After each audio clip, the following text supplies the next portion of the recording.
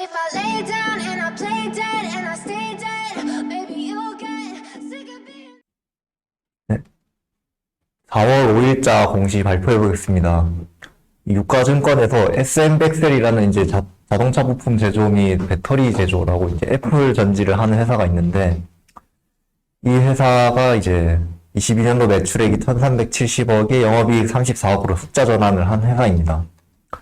이 회사 같은 경우에 최대 주주가 SM하이플러스라고 있는데, 이제 0.07% 정도, 1억 7천원 정도, 만원 정도 매수를 했고, 이제 3월 30일부터 4월 4일까지 꾸준히 매수를 했습니다.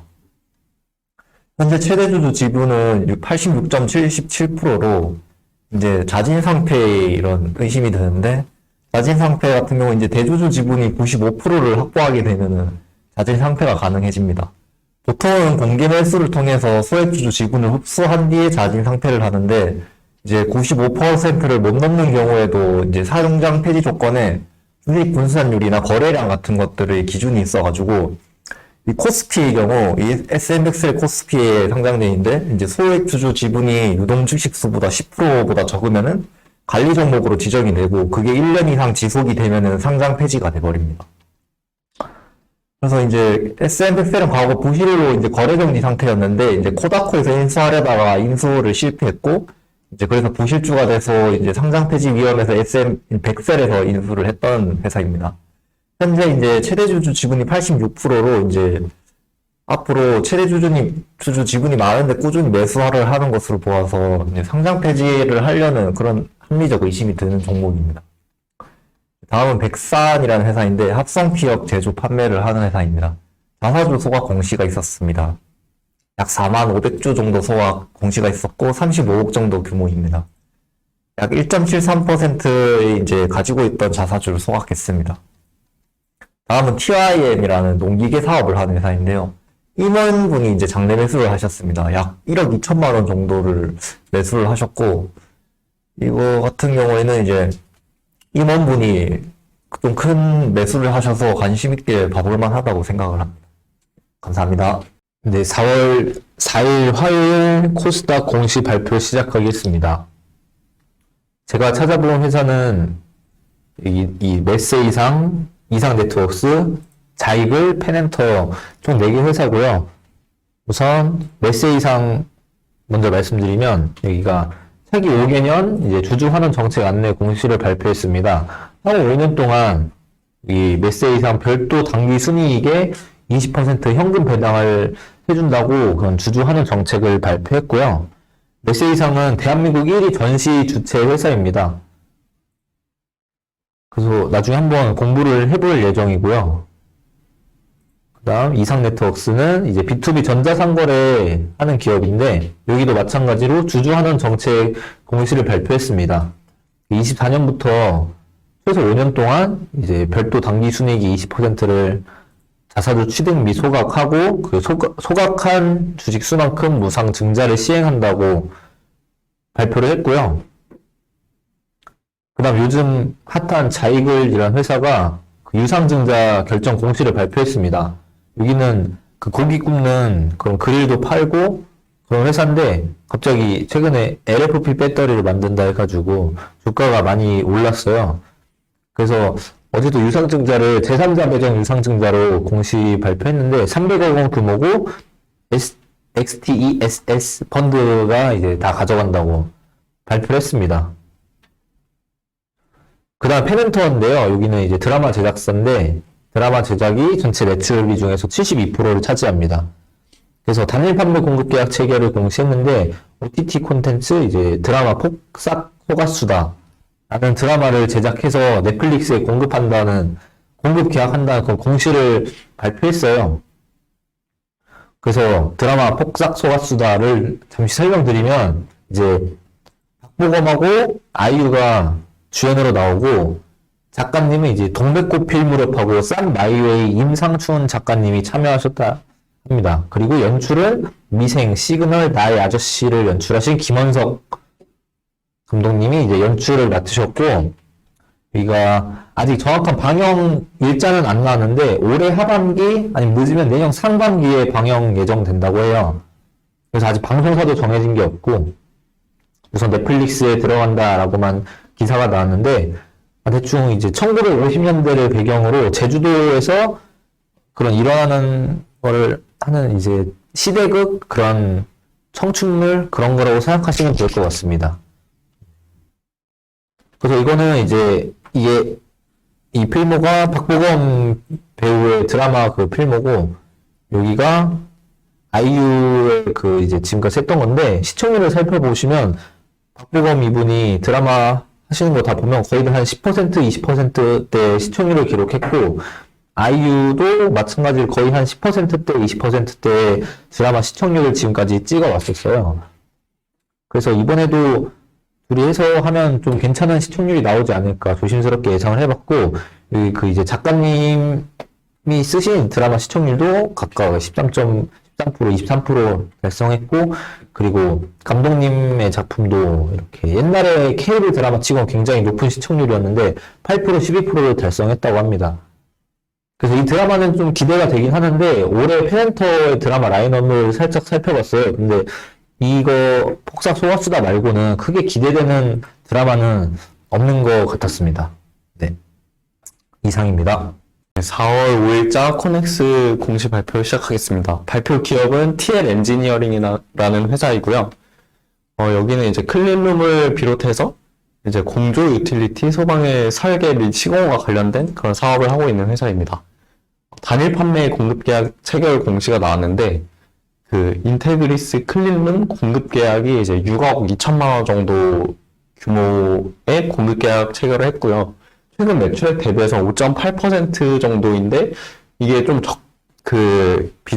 매출액 대비해서 큰 금액이 아니라고 생각했지만, 이제 기간이 23년 4월부터 23년 6월까지라서 기간을 감안하면은 꽤 유의미하지 않나 이렇게 생각했습니다. 근데 이제 이 사업을 보니까 깨공이라는 그런 사업을 이제 신사업으로 하고 있더라고요. 근데 이게 제가 그 집 주변에 이 깨공 그 카페가 있어가지고 좀 궁금해졌습니다. 이제 여기 매출을 보면은 이제 대부분이 다 그 공사 용역 매출이고, 또 내수가 대부분이었고요.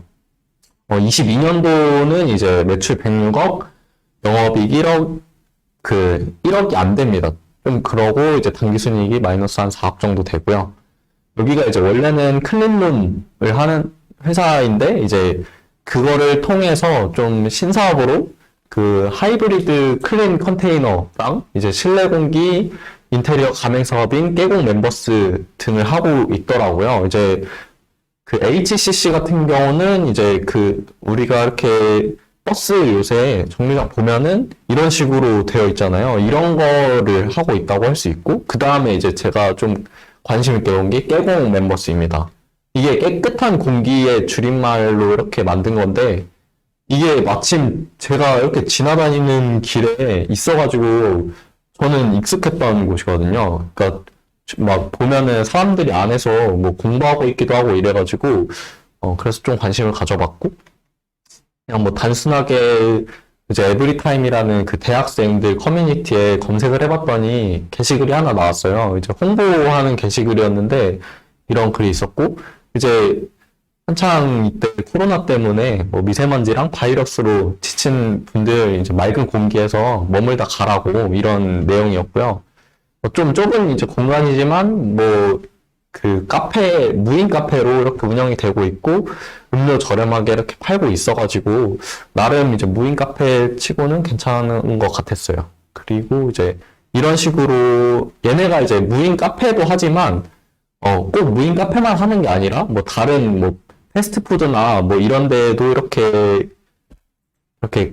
사업을 하고 있거든요. 그래가지고 이런 식으로 뭐 미세먼지 현황이나 이런 거를 이렇게 확인할 수 있었고, 뭐 이거는 공기청정기랑 이렇게 홈페이지 가면은 비교를 해놨는데 이렇게 좋다고 이렇게 홍보를 하고 있었습니다. 그리고 뭐 이제 이거는 깨공 무인 카페인데 그 바이러스랑 미세먼지 절감해서 청정한 환경을 그 제공한다, 이런 게 경쟁력이라고 하고 있었고요.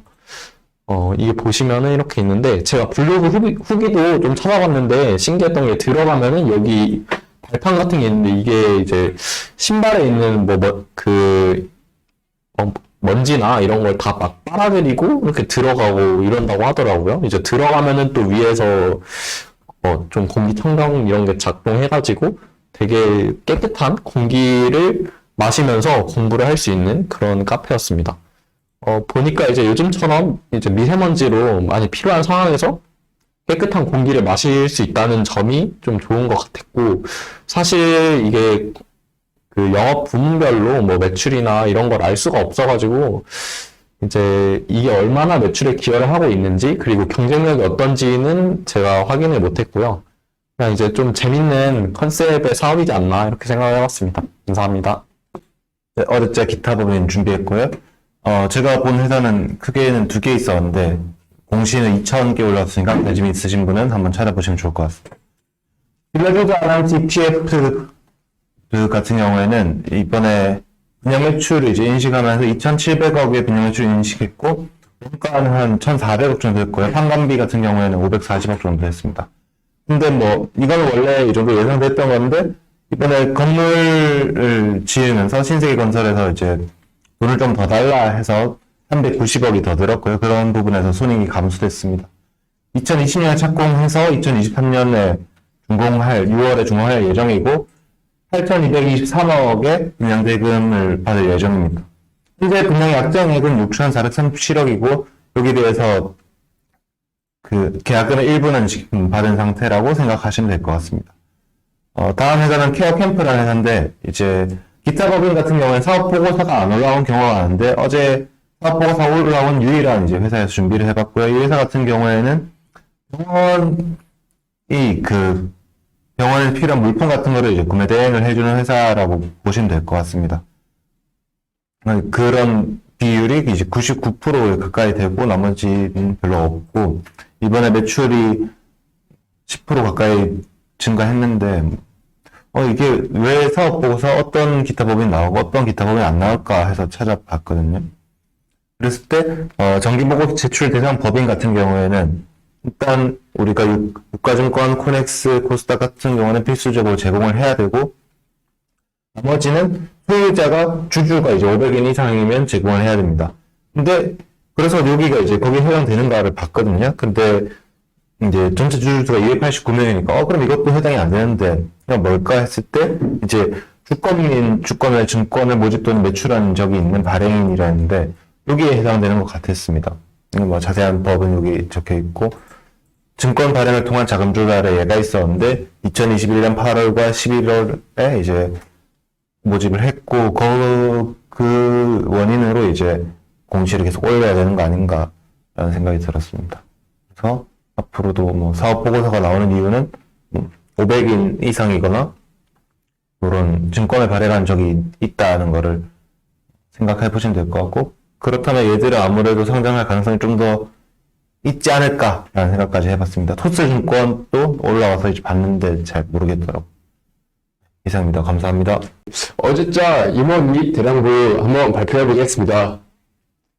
유한양행에서 김열홍 사장님이 275주를 5만원에 취득하셨습니다. 예, 뭐 큰 금액은 아니지만 또 뭐 이 정도면은 유한양이 워낙 주인도 없는 회사고 하다 보니까 괜찮을 수도 있지 않을까 이렇게 한번 생각해봤습니다. 예, DXVX의 이원진 이사님께서 223주 수익단가 6,444원에 취득을 하셨습니다. 예, 경인전자의 김성현 대표님께서 예, 계속 꾸준하게 매수를 하고 계신데 저번에 한번 발표를 했었던 것 같아서 예, 한번 넘어가겠습니다. 예, 감성 코퍼레이션의 즉 김성현 대표와 대표님께서 예, 한 6억 원 정도의 그런 금액을 해당하는 금액을 계속 장래 매수하셨습니다.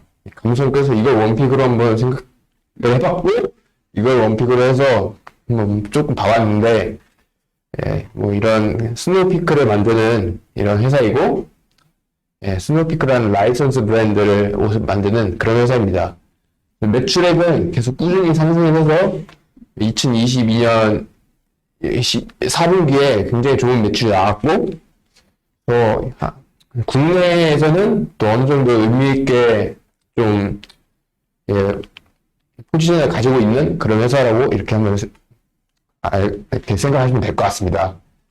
그리고 이 감성 코퍼레이션의 어페럴 쪽에서 한 83%, 액티원 쪽에서 한 17% 정도 매출이 이렇게 나오고 있고, 지금 감성 코퍼레이션이 이제 여성 및 또 키즈 라인업의 확대와 얘네가 해외 라이선스를 뭐 중국, 홍콩, 대만에 그 라이선스를 보유하고 있는데 2023년 상반기 내에 대만을 시작으로 본격적인 중화권 시장이 진입이 지금 기대가 되고 있습니다.